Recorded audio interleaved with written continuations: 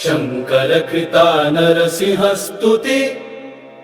शङ्कर उवाच नमस्तेऽस्तु जगन्नाथ नरसिंहपुरधर दैत्यनाथासृजापूरणखशुक्तिराजित ततः सकलसंलग्न हेमपिङ्गलविग्रह नतोऽस्मि पद्मनाभ त्वां सुरशक्रध्वगुरुर कल्पान्ताम्भोदनिर्घोष सूर्यकोटिसम्प्रभ सहस्रयमासङ्क्रोध सहस्रेन्द्रपराक्रम सहस्रदनदस्फीत सहस्रवरुणात्मक सहस्रकालरचित सहस्रनियतेन्द्रिय सहस्रभूर्महाधैर्य सहस्रानन्तमूर्तिम सहस्रचन्द्रप्रतिम सहस्रग्रह विक्रम